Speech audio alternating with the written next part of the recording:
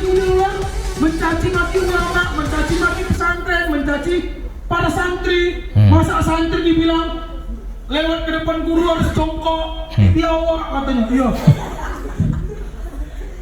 Makanya kalau nggak tahu ilmu udah diem. Nggak tahu ilmu diem. Jangan banyak cakap. Udah. Jangan Kalau banyak tahu cakap. sini ngaji, masuk pondok pesantren.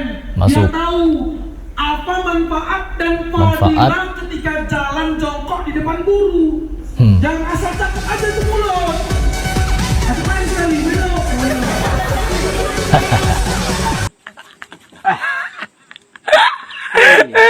Ajak main teman-teman. Jadi diajak main ke pondok pesantren. Jadi diajak mondok teman-teman. Agar apa? Agar kita jadi seperti mereka, jalan rangkak di depan guru, agar tahu apa manfaat dan fadilahnya. Orang yang berbicara masalah keberkahan, pasti yang ingin mereka doktrinkan adalah keberkahan. Selalu saya ulang-ulang di video saya, kalau kita ingin belajar adab, belajar sopan santun, belajar akhlak, gak perlu ke pondok pesantren. Kecuali kita ingin mendalami, seperti mau belajar bahasa Arab, belajar fikih lebih dalam, belajar tafsir dan lain sebagainya, baru ke pondok pesantren. Tapi ingat, di garis bawahi, pondok pesantrennya bukan pesantren yang mengajarkan jalan-jalan ruku-ruku, jalan sujud, jalan ngesot, jalan cium kaki, cium bekas kaki Habib, cium bekas pantat Habib dan lain sebagainya. Karena itu tidak berguna teman-teman, nggak berguna. Karena di masa sahabat pun sampai keempat imam mazhab, tak ada satupun ajaran yang sedemikian rupa kita saksikan di pondok-pondok pesantren NU yang ada saat ini viral. Ya, beberapa kali saya tanyakan di video saya, kalau kalian memiliki bukti tentang adanya ajaran ngalap-ngalap berkah kepada guru, sampai jalan ruku, jalan sujud, jalan ngesot di depan kiai, di depan ulama, di depan ahli ilmu, maka paparkan kepada saya, buatkan video.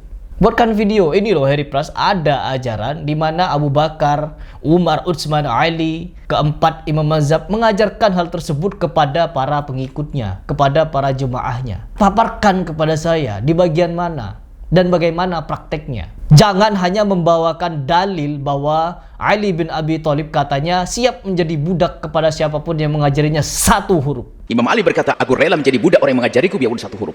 Mau apa? Ayo. Saya senang kalau saya menjadi budak guru saya. Ada dalil seperti itu katanya teman-teman. Ada dalil seperti itu. Yang dimana di sini dengan dalil tersebut memberikan pembelaan, membungkuk-bungkuk, nunduk-nunduk. Itu adalah bentuk takzimnya murid atau prestasinya murid kepada seorang guru. Guru saya di atas kursi, saya duduk di bawah. Karena saya nggak merasa pantas duduk sejajar dengan guru saya. Apakah ini sebuah tidak? Saya tidak merasa dan saya bangga dengan itu, prestasi bagi saya. Apakah ini sebuah tidak? Saya tidak merasa dan saya bangga dengan itu, prestasi bagi saya. Oh my god. Wow.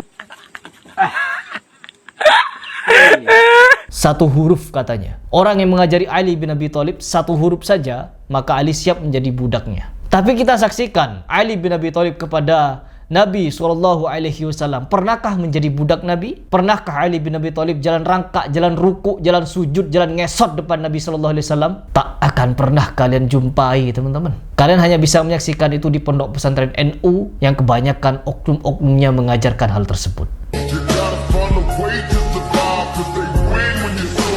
Miftah push duduk seperti raja dan ratu dengan istrinya, ngasih uang ratusan ribu kepada murid-muridnya, ngasih roti kepada santri-santrinya.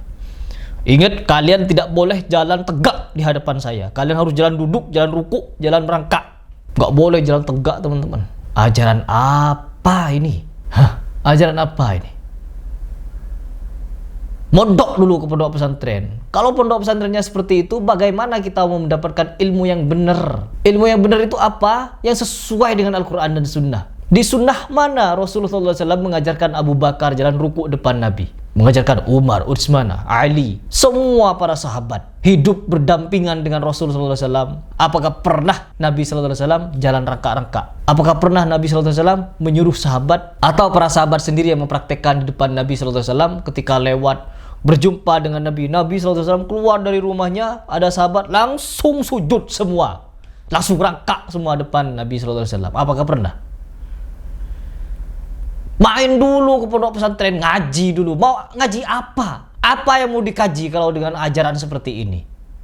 Saya di sini untuk mengedukasi umat. Saya tidak punya mimbar, saya tidak punya panggung untuk menyampaikan apa yang ada di pikiran saya. Hanya YouTube, hanya melalui YouTube ini saya memberikan ungkapan isi kepala dan hati saya, bahwa saya tidak terima dengan ajaran-ajaran seperti itu, membodohi umat, membodohi anak bangsa dengan cara ngalap-ngalap berkah. Perhatikan di pondok-pondok pesantren NU, oknum-oknumnya. Berapa kasus pencabulan yang ada sampai sekarang. Sampai bulan kemarin, Oktober, dari pertama saya membahas tahyul bid'ah dan khurafat tahun 2023an itu, sampai hari ini kasus pencabulan itu silih berganti. Sebulan kadang 3 kali, 5 kali, 3 kali, 5 kali. Setahun lebih 100 kali ada kasus pencabulan seperti itu.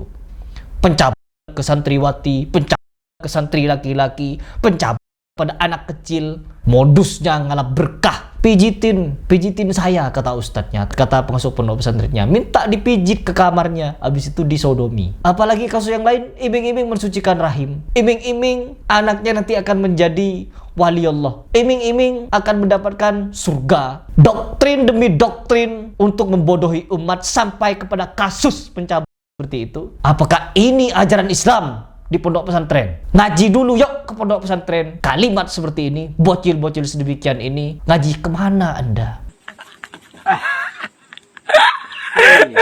Apa yang Anda kaji ketika membenarkan jalan rangkak depan guru? Katanya Ahlus Sunnah wal Jamaah. Sunnah yang mana yang kalian paparkan? Sunnah yang mana yang kalian ajarkan? Sunnah yang mana yang kalian praktekkan kepada umat seperti ini? Sunnah yang mana? Sunnahnya siapa? Oh, sunnahnya Nabi dong. Nabi siapa? Enggak, oh sunnahnya sahabat. Sahabat siapa?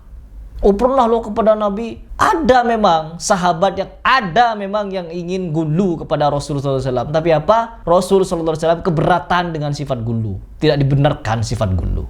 Adanya ajaran karena adanya pelanggaran. Kenapa dilarang khomer? Kenapa disuruh berjilbab? Kenapa disuruh di atas mata kaki celana? Kenapa dilarang begini? Kenapa diperintahkan begini? Kenapa diperintahkan begitu? Kenapa jangan melakukan itu? Semuanya aturan, tata tertib, adab, akhlak, dan semua yang ada di kehidupan kita yang beragama Islam ini ada rentetan hukumnya, rentetan kejadiannya. Tidak semerta-merta blok Islam turun, langsung ada hukum poligami, langsung ada hukum bagaimana mandi wajib, langsung ada hukum bagaimana berwudu, langsung ada sholat, langsung ada berjilbab, langsung ada ini itu. Gak ada teman-teman. Semuanya berurutan. Allah Subhanahu Wa Taala ini menurunkan aturan. Ngaji dulu yuk, main dulu. Mainnya belum jauh, ngopinya belum kental. Itu kan istilah konyol yang selalu diucapkan oleh oknum-oknum santri yang mengaku ngajinya sudah kejauhan. Saking jauhnya sampai tersesat. Innalillahi wa inna ilaihi raji'un. Miris.